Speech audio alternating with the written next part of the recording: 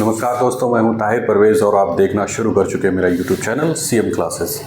आज हम चर्चा करने वाले हैं क्वाड्रिलेटरल के बारे में। मेंसुरेशन चैप्टर में हम जो है क्वाड्रिलेटरल के बारे में डिस्कस करेंगे कि क्वाड्रिलेटरल का एरिया किस तरीके से निकाला जाता है, उसका पेरीमीटर किस तरीके से निकाला जाता है।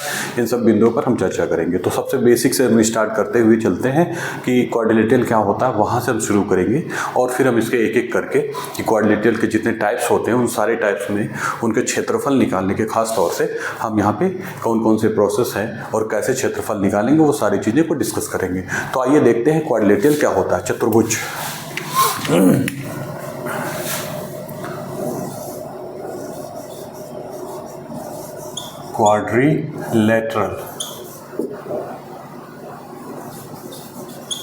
क्वाड्रिलेटरल यानी कि चतुर्भुज।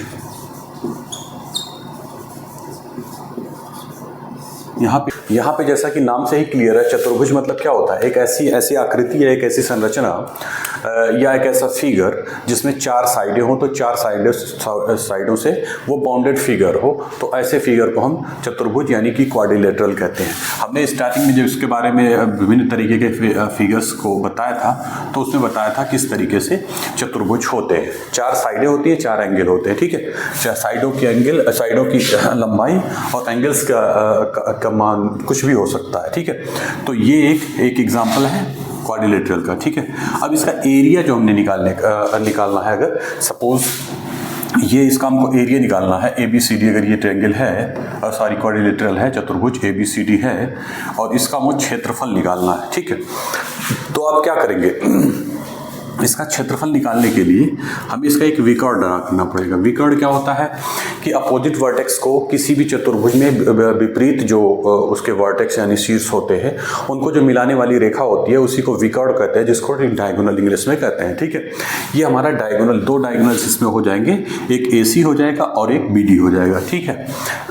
तो यहाँ पे अगर हमको इसका क्षेत्रफल निकालना हो तो क्षेत्रफल निकालने के लिए इसको हम कोई एक डायगोनल ड्रा करते हैं, ठीक है। और उस डायगोनल को से ये क्या होता है, ये चतुर्भुज जो है दो ट्रायंगल में बढ़ जाता है, दो हिस्सों में, पहला एक त्रिभुजीय और दूसरा त्रिभुजीय, ठीक है।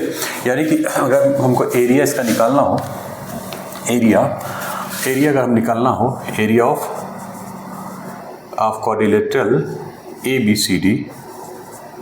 ABCD का अगर एरिया निकालना हो तो कितना होगा, area of triangle ABD plus area of triangle BCD, ठीक है। यानी इस चतुर्भुज का जो क्षेत्रफल होगा वो इन दोनों त्रिभुजों के क्षेत्रफल के योग के बराबर होगा। यही चीज़ हमने इक्वेशन फॉर्म में यहाँ पे लिखी हुई है। अब अगर हम किसी तरीके से इन दोनों त्रिभुजों का क्षेत्रफल निकाल दें तो फिर उन दोनों त्रिभुजों के क्षेत्रफल को अगर हम जोड़ देंगे तो हमारा इस पूरे चतुर्भुज का यानी क्वाड्रिलेटरल का एरिया निकल जाएगा। तो आइए देखते हैं कैसे निकालेंगे। तो हमें त्रिभुज का क्षेत्रफल जो बताया था 1/2, ठीक है, गुणे बेस गुणे करस्पॉन्डिंग हाइट। जब हमने त्रिभुज के मेंसुरेशन त्रिभुज का बता रहे थे तो उसमें हमने बताया था कि किसी भी त्रिभुज का जो क्षेत्रफल निकलता है वो बेसिक जो सबसे फार्मूला होता है किसी भी त्रिभुज के क्षेत्रफल को निकालने का 1/2 गुणे बेस इंटू हाइट या करस्पॉन्डिंग हाइट, ये सबसे बेसिक सा फार्मूला होता है। इसी फार्मूले को अगर हम यहाँ लगाना चाहें तो अगर इस साइड को BD साइड को अगर एक त्रिभुज का अगर हम बेस माने तो हमें क्या करना पड़ेगा, इसकी हाइट निकालनी पड़ेगी। और हाइट निकालने के लिए इस वर्टेक्स से इस पर एक लंब ड्रा करना पड़ेगा, ठीक है, ठीक। तो यहाँ से आप देखो, अगर हम इसको E पॉइंट ले लें, ठीक, तो इस त्रिभुज का क्षेत्रफल निकालने के लिए हमें क्या करना पड़ेगा, ये हमारा बेस हो गया, ये हाइट हो गया, ठीक। इसी तरीके से इस त्रिभुज का अगर क्षेत्रफल निकालना हो तो यहाँ से भी हमें एक परपेंडिकुलर ड्रा करना पड़ेगा, ठीक। ये हो गया। अगर F पॉइंट है तो F पॉइंट पर ये BD पर AF परपेंडिकुलर होगा, ठीक। अब इन दोनों त्रिभुजों के क्षेत्रफल हम निकाल कर हम उनको जोड़ देंगे तो हमारा इस चतुर्भुज का क्षेत्रफल निकल जाएगा, क्वाड्रिलेटरल का एरिया, ठीक है। तो आइए देखते हैं कैसे। एरिया ट्रायंगल ABD क्या होगा, 1/2 और यहाँ पे बेस हमारा होगा BD, इसको थोड़ा सा D को और सही लिख दें, ठीक। ये BD हो गया, BD बेस हो गया, इसको आप लिखेंगे BD जो कि बेस है, और हाइट यहाँ करस्पॉन्डिंग हाइट AF है, तो AF, ठीक। ये हमको हमारा एरिया पता चल गया त्रिभुज 1 का एरिया। इसी तरीके से त्रिभुज 2 का एरिया अगर हमको निकालना हो, एरिया ऑफ ट्रायंगल BCD, यहाँ पे क्या होगा 1/2 इंटू, फिर ये बेस लेंगे और ये हाइट लेंगे, ये बेस लेंगे, ठीक, ये यहाँ पर बेस लेंगे और ये हाइट लेंगे, तो हाइट इंटू बेस कर देंगे, ठीक है। तो यहाँ पे बेस जो हमारा हो जाएगा BD और हाइट जो हो जाएगी हमारी CE, ठीक। बस कुछ नहीं करना है, इसको और इसको जोड़ देंगे तो ये हमारे चतुर्भुज का क्षेत्रफल निकल जाएगा। आइए देखते हैं यहाँ से अगर हम इसमें पुटअप करें, ठीक है। तो area of quadrilateral ABCD is equal to क्या होगा, इसका एरिया ये हो जाएगा 1/2 इंटू BD इंटू AF, ठीक, और प्लस ये एरिया, यानी कि इसका एरिया ये हो जाएगा प्लस 1/2, यहाँ से 1/2 इंटू BD इंटू CE, ठीक है। यहाँ से ये हमारा निकल गया।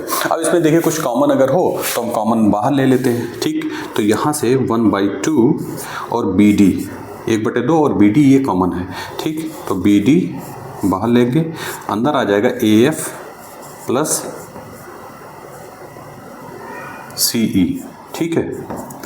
यही हमारे चतुर्भुज का क्षेत्रफल होगा। इसको अगर हम लैंग्वेज फॉर्म में लिखना चाहें, अगर भाषा के रूप में इसको लिखना चाहें तो कैसे लिखेंगे, चतुर्भुज या क्वाड्रिलेटरल ABCD, इसका एरिया अगर हम काउंट करना हो बराबर 1/2 इंटू डायगोनल, ठीक, इंटू सम ऑफ हाइट्स,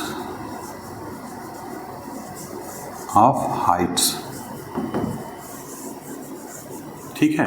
ये चीज़ आपका निकल गया। यहाँ पे देखिए BD क्या है, एक डायगोनल है, ठीक। BD एक डायगोनल है और उस डायगोनल हमने यहाँ पे वही चीज़ लिख दिया, जो यहाँ BD लिखे थे वो इसको डायगोनल लिख दिया, और AF प्लस CE यानी कि दोनों हाइटों का योग, तो यही चीज़ हमने लैंग्वेज फॉर्म में लिख दिया, ठीक है। तो ये एक फॉर्मूला निकल के आ गया कि अगर किसी चतुर्भुज के एक डायगोनल पता हो और उसके करस्पॉन्डिंग दोनों हाइटें हमको पता हो तो उसका क्षेत्रफल हम इस फार्मूले से निकाल सकते हैं। आइए आगे देखते हैं और क्या क्या चीज़ें इसमें है।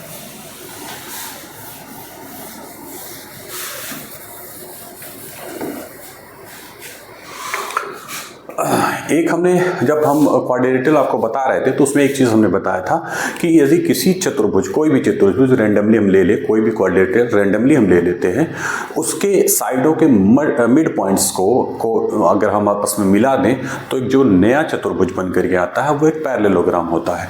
आइए देखते हैं क्या हमने बताया था और उसको हम जो अभी हमने बताया उसको हम यहाँ पे अगर लिखें तो किस तरीके का वो बनेगा फिगर। सपोज ये है, ये रैंडमली कोई चतुर्भुज है ABC और D, ठीक है। ये चतुर्भुज हमारा, ठीक। अब यहाँ से हम रैंडमली क्या करते हैं, हमने कोई चतुर्भुज ले लिया, इसका कोई फिक्स्ड शेप नहीं है, ना तो ये पैरेललोग्राम है, ना ये ट्रेपेजियम है, ना ये स्क्वायर है, ना रोम्बस है, मतलब कोई फिक्स्ड शेप नहीं है। तो एक रैंडम हमने अगर चतुर्भुज लिया है और इस चतुर्भुज के जो साइड हैं एडजेसेंट साइड, उनके मिड पॉइंट्स को आपस में मिला दें, ठीक है। तो इसका मिड पॉइंट सपोज ये हो गया, अगर हम इसको E कर लें, ठीक, इसका मिड पॉइंट F हो गया, इसका मिड पॉइंट G हो गया, इसका मिड पॉइंट H हो गया, ठीक। अब जो एडजेसेंट मिड पॉइंट है यानी क्रमागत, इनको अगर हम मिला दें, इसको इससे मिला दें, ठीक, इसको इससे मिला दें, इसको इससे मिला दें और इसको इससे मिला दें, तो यहाँ पे हमारा जो ये बन के आएगा चतुर्भुज यानी क्वाड्रिलेटरल EFGH, EFGH ये क्या होगा? पैरेललोग्राम होगा, एक पैरेललोग्राम होगा। साथ ही साथ इसका एरिया जो होगा, वो एरिया इसका कितना होगा? Area is equal to half into area of quadrilateral ABCD। ठीक है, कहने का अर्थ ये हो गया कि यदि हम कोई रैंडम चतुर्भुज ले लेते हैं और उसके साइडों के मिड पॉइंट्स को, एडजेसेंट जो मिड पॉइंट है उनको आपस में मिला देते हैं, तो जो नया हमारा चतुर्भुज यानी क्वाड्रिलेटरल बन के आता है उसका शेप जो होता है वो एक पैरेललोग्राम का शेप होता है, और वो पैरेललोग्राम का जो एरिया होता है वो ओरिजिनल जो चतुर्भुज है, क्वाड्रिलेटरल है ओरिजिनल, उसके एरिया का 1/2 होता है। अगर इसका एरिया यहाँ पे अगर हम लैंग्वेज फॉर्म में लिखना चाहें कि इसका एरिया, अगर ABCD का area, if area of quadrilateral ABCD is X, अगर X है, इस बड़े वाले चतुर्भुज का एरिया अगर X है, देन एरिया ऑफ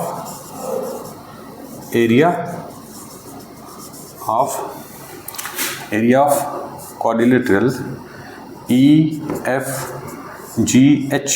ये क्या होगा? X/2 हो जाएगा। बड़े वाले चतुर्भुज के एरिया का 1/2 हो जाएगा। ये हमने लिखा हुआ, यहीं से ये निकल जाएगा। ठीक है, यह एक महत्वपूर्ण पॉइंट है। हालांकि इसको हमने जब हम चतुर्भुज बता रहे थे उसमें इसके कैरेक्टरिस्टिक्स के बारे में जो हम डिस्कस कर रहे थे तो इसको हमने बताया था। बहरहाल यहाँ पे रिपीट हो गया है तो आपको थोड़ा सा वो चीज़ें मेमोराइज हो गई होंगी। आइए आगे चलते हैं, देखते हैं इसमें कौन सा पॉइंट है।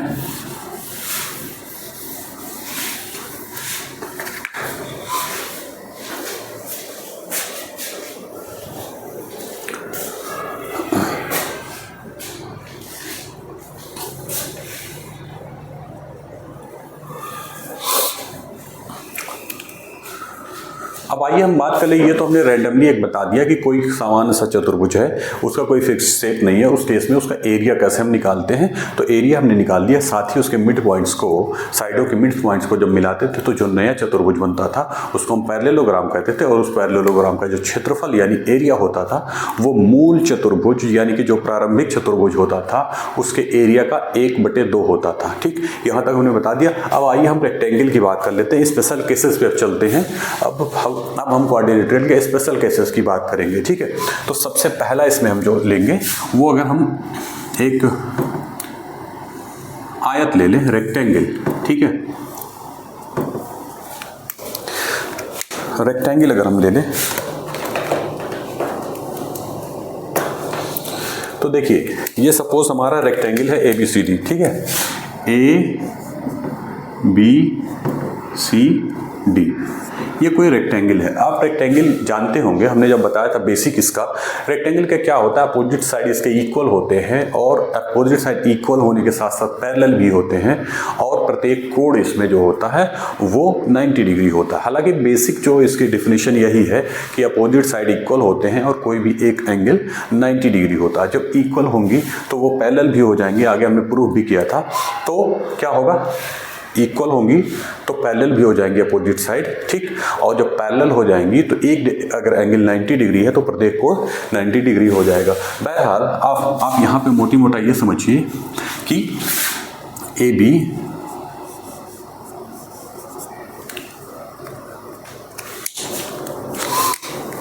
यहाँ पे AB इक्वल टू CD। ठीक, AB CD के बराबर है और AD जो है वो किसके बराबर है, BC के बराबर है। ठीक, साथ ही साथ ये दोनों पैरेलल भी हैं, AB पैरेलल टू CD। ठीक, यहाँ पे AD पैरेलल टू BC। कहने का अर्थ ये साइडें आपस में, अपोजिट जो साइड हैं आपस में इक्वल भी हैं और पैरेलल भी हैं। साथ ही साथ angle is equal to angle B is equal to angle C is equal to angle D is equal to 90 degree. प्रत्येक कोण क्या है? 90 अंश है। ये तो रहा सामान्य सा एक बेसिक उसका डेफिनेशन या कह सकते हैं बेसिक जो उसकी प्रॉपर्टीज़ हैं वो हमने बता दी। ठीक, अब आइए हम इसका एरिया निकालते हैं। ठीक है, एरिया और पेरीमीटर दो चीज़ें हैं। ठीक है, एरिया और पेरीमीटर। अगर इसकी साइड्स की लंबाई अगर हम L ले लें, ठीक, ये L है तो अपोजिट साइड ये भी L होगी, ये B है ब्रेथ ये भी B होगी। ठीक है, तो सबसे पहले पेरीमीटर का हम निकालें। पेरीमीटर, पेरीमीटर जिसको कि हम परिमाप कहते हैं हिंदी में, परिमाप। अगर हम इसका परिमाप निकालें तो ये हो जाएगा, देखिए हमने परिमाप की परिभाषा में ये बताया था पेरीमीटर के डेफिनेशन में कि किसी भी फिगर का जो पेरीमीटर होता है वो उसकी बाउंड्री की लंबाई, length of the boundary of a figure is called perimeter. तो यहाँ पे इसकी अगर बाउंड्री की हम लंबाई लें तो 2 बार L आया है और 2 बार B आया है। कहने का अर्थ ये है L plus B plus B, ये पूरी लेंथ हो गई। ठीक है, यहाँ से चले और ये पूरी चीज़, यहाँ इसको 2 टाइम L है 2L लिख सकते हैं और इसको 2B लिखते हैं। ठीक, 2 कॉमन ले लें L प्लस B। ये बहुत बेसिक फार्मूला है, ये मतलब क्या कहते हैं रेक्टेंगल का बहुत बेसिक फार्मूला है पेरीमीटर का। ठीक है, तो यहाँ से हम पेरीमीटर निकालेंगे। ठीक है, अब आइए इसका एरिया देखते हैं कैसे निकालते हैं। ठीक, एरिया का फार्मूला भी बहुत सिंपल है। एरिया होता है area is equal to length into breadth, लंबाई गुणे चौड़ाई। लेंथ कितनी है L और ब्रेथ कितनी है B, तो ये हो गया एरिया का फार्मूला। ठीक है, एरिया ये निकल गया। ओके, एरिया, ये तो बहुत सिंपल चीज़ें हो गई। अब आइए इसमें थोड़ा सा कॉम्प्लेक्सिटी है, कई चीज़ें हैं इसमें, हम समझते हैं उसको कैसे कैसे बनाना है। ठीक है, यहाँ पे आइए देखते हैं, अगर हम इसके विकर्ण ड्रा करें डायगोनल्स, ये डायगोनल्स होंगे। डायगोनल क्या करते हैं, किसी भी रेक्टेंगल के डायगोनल जो होते हैं वो एक दूसरे को बराबर इंटरसेक्ट करते हैं और बाइसेक्ट भी करते हैं। मतलब एक दूसरे को अगर इंटरसेक्ट करते हैं तो बाइसेक्ट भी करते हैं। कहने का अर्थ ये हुआ कि ये इसके बराबर और ये इसके बराबर। ठीक, और साथ ही साथ दोनों डायगोनल्स जो होते हैं किसी भी रेक्टेंगल के दोनों डायगोनल वो बराबर होते हैं, उनकी लंबाई बराबर होती है। यहाँ पे अगर हम लिखना चाहें AC is equal to BD, ये दोनों डायगोनल बराबर। ठीक, साथ ही साथ एक चीज़ और है, जब वो एक दूसरे को इंटरसेक्ट करेंगे तो बाइसेक्ट भी करेंगे। AO is equal to OC is equal to OB is equal to OD, ये सभी खंड बराबर हो जाएंगे। ठीक, और क्या होगा, जब डायगोनल एक दूसरे को कट करते हैं तो यहाँ पे देखिए 4 हमारे ट्रायंगल बन गए। ठीक, ट्रायंगल 1, ये ट्रायंगल 2, ये ट्रायंगल 3 और ये 4। ठीक, यहाँ पे area of triangle 1 is equal to triangle 2 is equal to triangle 3 is equal to triangle 4। चारों का एरिया बराबर होगा। ठीक है, डायगोनल के इंटरसेक्ट करने पर किसी भी रेक्टेंगल को 4 बराबर हिस्सों में वो बांटता है। ठीक, अगर पूरे का एरिया L इंटू B है तो प्रत्येक का एरिया कितना होगा, L इंटू B बाई 4।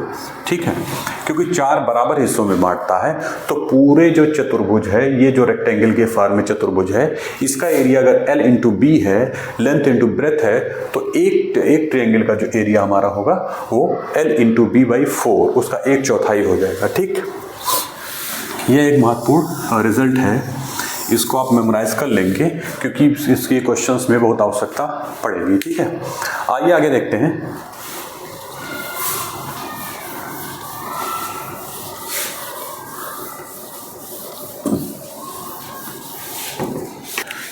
यदि कोई रेक्टेंगल है, सपोज,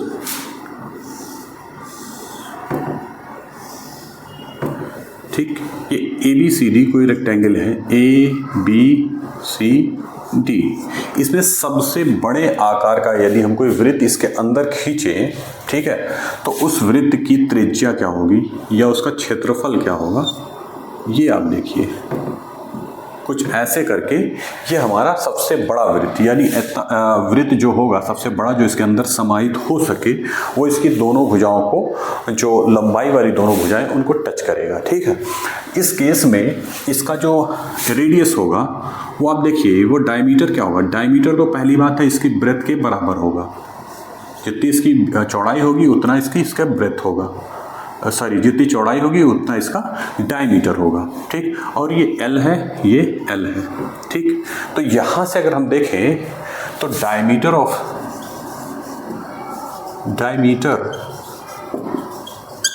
ऑफ सर्किल, इसको आप कहते हैं व्यास। व्यास कितना होगा, ये B के बराबर होगा, जो आयत की चौड़ाई है उसी के बराबर क्या होगा, इस वृत्त का डायमीटर होगा। तो रेडियस कितना हो जाएगी, रेडियस इज इक्वल टू व्यास बाई 2, यानी कि B/2। ठीक है, ये रेडियस निकल जाएगी। और आप जानते ही हैं कि किसी भी वृत्त की अगर रेडियस पता है तो उसका क्षेत्रफल निकालना बहुत सिंपल है। ठीक, क्योंकि रेडियस ही की सिर्फ आवश्यकता होती है, बाकी कांस्टेंट होता है पाई।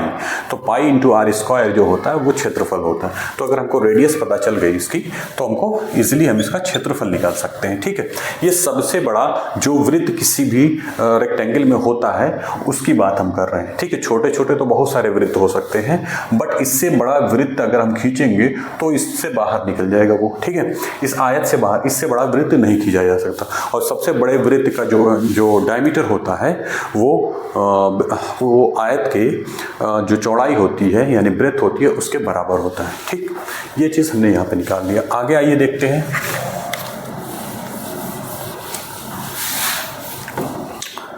यदि कोई वृत्त है,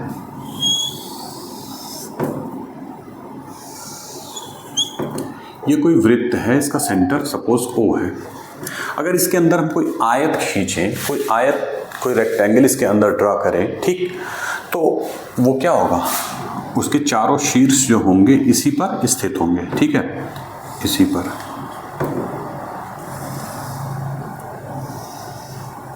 ये कुछ ऐसे करके आएगा। ठीक है, ABCD एक तरीके से ये साइक्लिक क्वाड्रिलेटरल भी है। क्यों?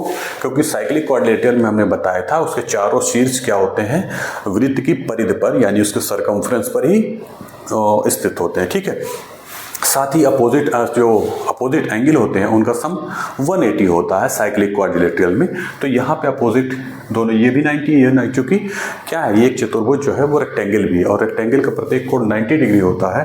तो अपोजिट एंगल दोनों ये भी 90 डिग्री होंगे, 90 वो 180 हो जाएगा। ठीक, बहरहाल आइए देखते हैं। अगर इसकी लेंथ, ये जो हमने ड्रा किया है, इसकी लेंथ अगर L है, ठीक, और इसकी ब्रेथ B है, ठीक, तो हमको अगर इसका डायमीटर निकालना हो, सर्किल का डायमीटर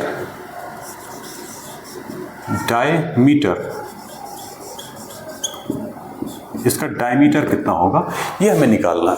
कैसे निकालेंगे आप देखिए, ये L है, ये भी L है। यहाँ से अगर हम डायमीटर ड्रा करेंगे तो इसके केंद्र से होकर के जाएगा। ठीक है, क्यों केंद्र से होकर के जाएगा? क्योंकि जो ये कोण है ये 90 डिग्री। ठीक है, ये कोण अगर 90 डिग्री है तो ऑटोमेटिकली AC जो है वो डायमीटर ही होगा, क्योंकि अर्धवृत्त में बना हुआ जो कोण होता है वो 90 डिग्री होता है। हमने आपको बताया है कोई भी अर्धवृत्त है, अर्धवृत्त क्या होता है, जब डायमीटर क्या करता है, वृत्त को दो बराबर हिस्सों में बांटता है। प्रत्येक जो पार्ट होता है वो अर्धवृत्त यानी कि सेमी सर्किल होता है। ठीक, अब इस सेमी सर्किल में अगर हम कहीं भी एंगल ड्रा करेंगे तो वो 90 डिग्री ही होगा। ठीक, ये 90 डिग्री, यहाँ से इसको अगर हम बनाएं तो ये 90 डिग्री, यहाँ से अगर हम यहाँ बनाएं तो ये 90 डिग्री। कहने का अर्थ ये है कि सब 90 डिग्री ही होता है। अगर ये 90 डिग्री है, ठीक, तो यहाँ से ये ऑटोमेटिकली उसका रिवर्स भी सही, उसका अपोजिट भी सही होता है। कहने का अर्थ अगर ये 90 डिग्री है तो ये डायमीटर होगा, या कहे ये डायमीटर अगर है तो ये 90 डिग्री होगा। क्योंकि हम एक आयत ले रहे हैं तो आयत में प्रत्येक कोण 90 डिग्री होता है, तो इसलिए अगर ये 90 डिग्री है तो ये साइड क्या होगी, ऑटोमेटिक AC हमारी डायमीटर हो जाएगी। बहरहाल डायमीटर हमारा आ गया। अब डायमीटर निकालेंगे कैसे? देखिए डायमीटर निकालने का बहुत सिंपल सा फार्मूला यहाँ पे है। ये क्या है, ये हमारा राइट एंगल ट्रायंगल है। राइट एंगल ट्रायंगल अगर हम देखें इसमें क्या है, ये है ABC, ठीक है, ये हमारा है 90 डिग्री। ठीक, अब यहाँ पे आप देखिए ये B है और ये L है। L और B दो चीज़ें निकल गई अगर, तो इसमें अगर हम पाइथागोरस थ्योरम लगाएं, ठीक है, तो AC square is equal to, AC square होगा AB square plus BC square.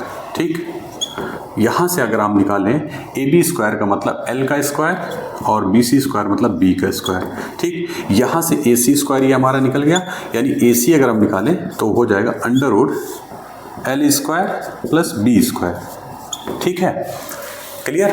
कहने का अर्थ ये है इस वृत्त का हमारा डायमीटर निकल गया। तो रेडियस क्या हो जाएगी, रेडियस इज इक्वल टू त्रिज्या का मान क्या होगा, वो AC बटे 2 डायमीटर के बटे 2 होता है। ठीक है, डायमीटर के बटे 2 हम कर देंगे। कहने का अर्थ ये है कि यहाँ से under root L square plus B square बटे 2, ये हो गया हमारा रेडियस।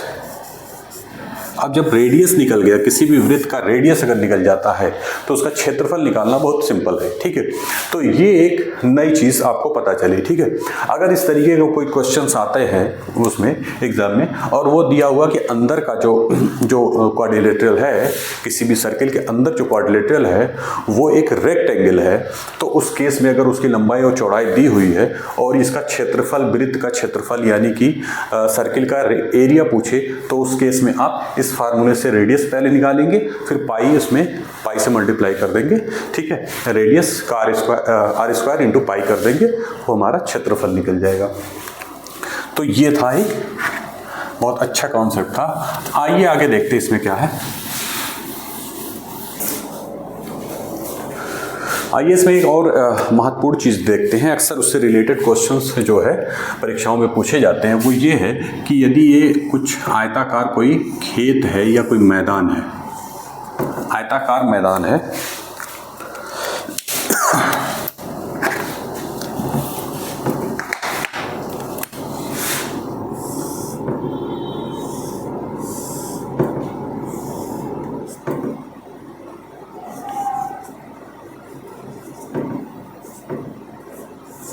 ठीक, ये कोई आयताकार मैदान है, इस मैदान के चारों ओर D चौड़ाई का एक रास्ता हम बनाते हैं। ठीक है,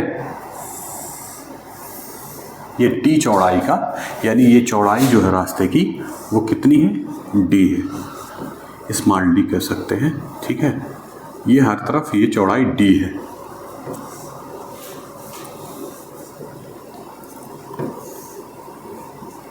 ये स्मॉल d। ठीक है, अब यहाँ पे आपसे ये पूछा जाए कि रास्ते का क्षेत्रफल कितना होगा, तो अगर अंदर के मैदान की लंबाई L दिया हो, L है, ठीक, और इसकी चौड़ाई जो दी हुई हो वो B है।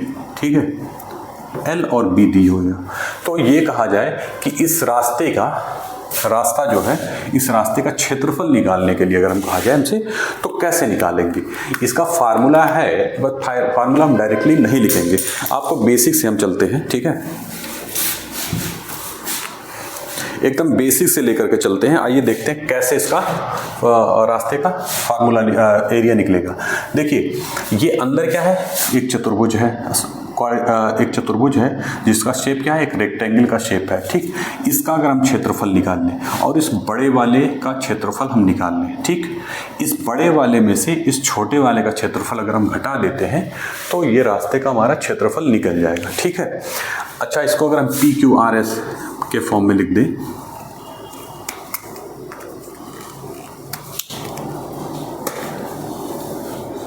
ये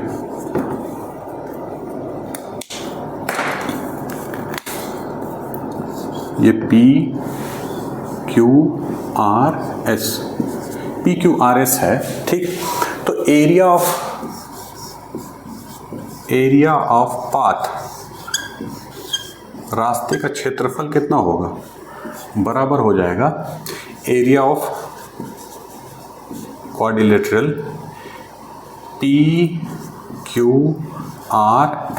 ठीक, minus area of quadrilateral ABCD, ठीक। समझ में आया यहाँ तक मुझे लगता है कोई डाउट नहीं होना चाहिए आपको। क्यों, ये बड़े वाले आयत में से छोटे वाले आयत का क्षेत्रफल अगर हम घटा देंगे तो ये रास्ते का हमारा क्षेत्रफल निकल जाएगा, ठीक है। अब आइए देखते हैं, बड़े वाले का क्षेत्रफल निकालना थोड़ा कठिन काम है। आप इसमें सबसे पहले एरिया ऑफ चतुर्भुज PQRS ये कैसे निकलेगा। आप किसी भी आयत का क्षेत्रफल का फार्मूला जानते हैं, L into B, length into breadth, लंबाई गुणे चौड़ाई। अब यहाँ पे इसकी लंबाई कितनी होगी, सबसे कठिन काम यही है निकालना। आप देखिए, ये दिया हुआ अंदर की लंबाई L दिया हुआ, ठीक, रास्ते की चौड़ाई D दिया हुआ, ठीक है। तो इसकी चौड़ा इस बड़े वाले आयत की लंबाई कितनी होगी, L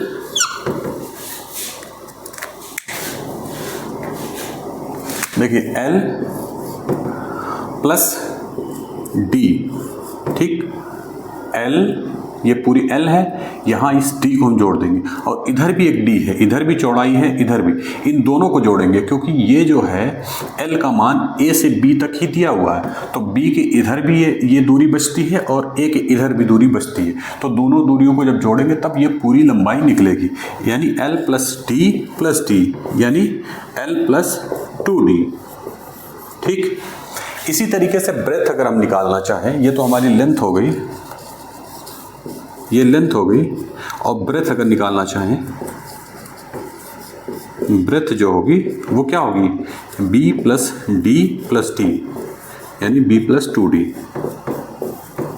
यहाँ तक मुझे लगता है कोई डाउट नहीं होना चाहिए, क्योंकि इसकी चौड़ाई जो दिया हुआ है वो B दिया हुआ है, यानी BC का मान जो है B दिया हुआ है, तो B के ऊपर भी कुछ दूरी बच रही है और C के नीचे भी दूरी बच रही है, तो B के ऊपर वाली दूरी D है, ठीक, और C के नीचे वाली दूरी भी D है, तो यानी B में 2 बार D को जोड़ना पड़ेगा, तो ये हमारा आ जाएगा B प्लस 2D। अब जब हमारी लंबाई और चौड़ाई निकल गई है तो एरिया बहुत सिंपल है, ठीक है, लंबाई L प्लस 2D, लंबाई गुणे चौड़ाई, चौड़ाई कितना है B प्लस 2D, ठीक।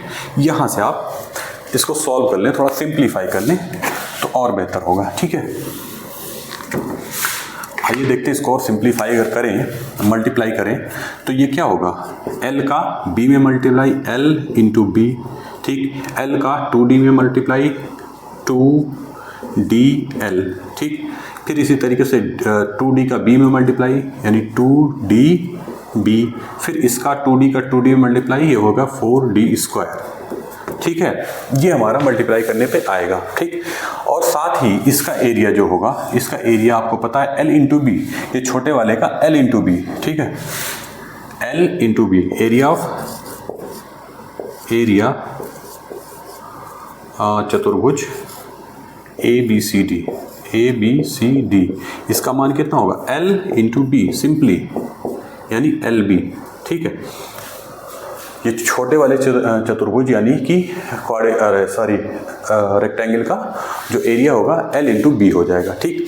अब इसी जगह रख दें, यहाँ पे ये पूरी वैल्यू और यहाँ पे ये वैल्यू रखते हैं, ठीक है।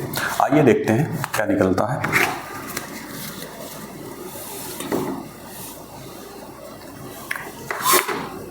इसको रखते हैं पहले, तो होगा LB plus 2DL plus 2DB plus 2D square minus, ये तो इसका हो गया, ठीक। इसका एरिया जो निकालेंगे वो LB माइनस LB कर देते हैं, ठीक। अब LB से LB कैंसिल हो गया, ठीक है। तो ये हमारा हो जाएगा कितना, ये 3 टर्म बचेंगे, 2DL plus 2DB plus 2d²। ठीक है, इसी से अब जो कॉमन हो कॉमन ले लेते हैं, वही एरिया ऑफ पाथ निकल जाएगा। रास्ते का एरिया यही आ गया। अब इसमें देखिए कुछ कॉमन अगर होने लायक है तो वो कॉमन कर लेते हैं। यहाँ पे देखिए 2d इसमें है, 2d इसमें है, 2d इसमें है। ठीक है, तो 2d अगर हम बाहर ले तो यहाँ बचेगा l प्लस b और यहाँ पे बचेगा 2d। एरिया ये हो जाएगा पाथ का एरिया। ठीक है,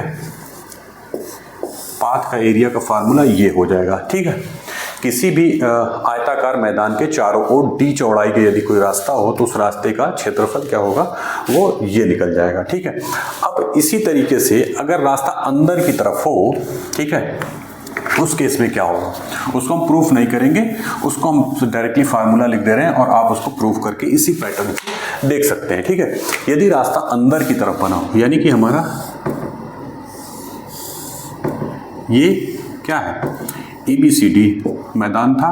ठीक, और इसके अंदर की तरफ अगर अंदर की तरफ रास्ता बन जाए, ठीक है, तो ये PQRS, ठीक है, और ये रास्ते की चौड़ाई D है। ठीक, अगर ये अंदर की तरफ बन जाए तो उस केस में क्या होगा,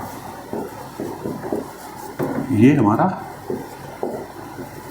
ठीक, ये अगर रास्ता अंदर बन जाए, ठीक, मैदान के अंदर ही रास्ता बन जाए तो उस केस में क्षेत्रफल क्या होगा। अगर रास्ता अंदर की तरफ बन जाता है तो सीधे सिंपली कुछ करना नहीं है, area is equal to 2d कोष्टक में l plus b minus 2d कर देंगे। ठीक है, अंदर की तरफ अगर रास्ता है तो ये प्लस की जगह पे माइनस कर देंगे, बाकी से चीज़ें सेम एज इट इज़ रहेंगी। ठीक है, ये हो गया हमारा एक रास्ते का फार्मूला। ठीक, अब इसमें एक तरीके का रास्ता और आता है, वो चीज़ आपको बता दें इसी पे। ये हमारा जो कोऑर्डिनेटल आयताकार कोऑर्डिनेटल यानी कि जो रेक्टेंगल है वो टॉपिक खत्म हो जाएगा। ठीक है,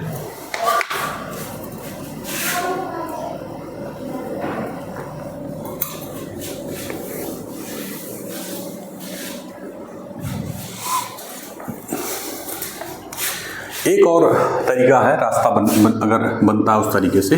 आप देखें, ये हमारा कोई रेक्टेंगल के शेप में कोई मैदान है ABCD। ठीक, अगर रास्ता इस पे इस तरीके से बने, ये सपोज ऐसे रास्ता अगर बनता है,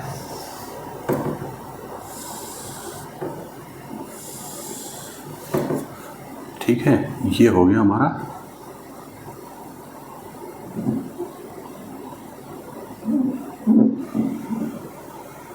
अगर ऐसे रास्ता बन जाता है तो उस केस में रास्ते का, अगर रास्ते की चौड़ाई D दी हुई हो, ये D, ठीक है, D दिया हो और इस आयताकार मैदान की लंबाई L है, चौड़ाई B है। ठीक है, तो इस रास्ते का एरिया क्या होगा, एरिया ऑफ पाथ। देखिए ये थोड़ा सिंपल ये भी है, इसमें कुछ जटिल नहीं है। बस आप देखिए, अगर ये रास्ता और ये रास्ता, ठीक है, दोनों को जोड़ दें, दोनों का एरिया, तो मुझे लगता है कि इसका पूरे रास्ते का एरिया निकल जाएगा। ठीक है, तो यहाँ पे अगर हम इसको 1 से इंडिकेट करें, ये 1 हो गया, ये रूट नंबर 2 हो गया। ठीक, रूट नंबर 1, रूट नंबर 2, तो एरिया ऑफ, तो यहाँ पे एरिया क्या होगा, अगर इस रूट नंबर 1 का एरिया निकालें तो इसकी चौड़ाई तो D दी हुई है। ठीक है, D दी हुई है, लेकिन इसकी लंबाई कितना पड़ेगी, जितनी इसकी ब्रेथ है उतनी इसके रास्ते की लंबाई पड़ेगी। ठीक है, यहाँ पे आप देखिए, ये इसकी चौड़ाई हो गई रास्ते की, और इसकी लंबाई कितनी होगी, जितनी चौड़ाई इस आयताकार मैदान की होगी वही चौड़ाई इस रास्ते की लंबाई हो जाएगी। ठीक, यानी कि ये हो जाएगा B इंटू D, BD। ठीक, साथ ही अगर इसका हम एरिया निकालें इस रास्ते का, ठीक है, तो ये इसकी चौड़ाई तो D है और लंबाई कितनी होगी, L हो जाएगी। जितनी की आयत की लंबाई, आयताकार मैदान की लंबाई होगी वही इस रास्ते की लंबाई हो जाएगी। कहने का अर्थ ये हो गया प्लस L इंटू D। यहाँ तक कोई दिक्कत नहीं, ये हो गया एरिया। ठीक, लेकिन एक चीज़ आप इसमें देखिए, एक चूक हो रही है। वो चूक ये हो रही है कि जब हम इस रास्ते का एरिया निकाल रहे हैं और इस रास्ते का एरिया, तो ये वाला जो पोर्शन है, ये वाला पोर्शन, इसका एरिया 2 बार जुड़ जा रहा है। एक बार इस रास्ते में भी जुड़ता है, एक बार इस रास्ते में जुड़ता है। कहने का मतलब ये एरिया, इतना एरिया 2 बार जुड़ गया, इसका मतलब ये रास्ते का जो एरिया है उससे थोड़ा एक्सेस हो गया, ठीक है। इसको 2 बार अगर हमने जोड़ दिया इस पोर्शन को तो कुछ एक्स्ट्रा हो गया, यानी कि अगर इतने पोर्शन को एक बार घटा दें, 2 बार जोड़ा एक बार घटा दें तो ये पूरे रास्ते का एरिया निकल जाएगा। अच्छा, इसका एरिया कितना होगा इस चूँकि ये d है और ये d है, ठीक है, तो इसका एरिया d स्क्वायर हो जाएगा, d into D, D square, ये स्क्वायर फॉर्म में होगा इतना। तो यहाँ से अगर हम माइनस d स्क्वायर कर दें तो ये हमारा पूरा रास्ते का क्षेत्रफल निकल जाएगा। यहाँ से अगर कुछ कॉमन होने लायक है तो आप निकाल लीजिए b plus l minus d, ठीक, और कोष्टक के बाहर d, ये एरिया निकल जाएगा रास्ते का, l plus B minus T into D, ये रास्ते का एरिया। उस केस में जब दोनों रास्ते एक दूसरे को समकोण पर काटते हो और उसके अंदर हो आयताकार मैदान के, ठीक है, तो इस केस में रास्ते का जो क्षेत्रफल होगा l plus B minus T into D, ठीक। डी क्या है, उसकी चौड़ाई है रास्ते की, और l और b जो है आयताकार मैदान की लंबाई और चौड़ाई है, ठीक। तो ये हमारा रहा पूरा आयत, ठीक है। अगला टॉपिक जो हम स्टार्ट करेंगे वो है स्क्वायर। स्क्वायर के बारे में अगली कक्षा में हम बात करेंगे। फिलहाल ये टॉपिक यहीं समाप्त होता है।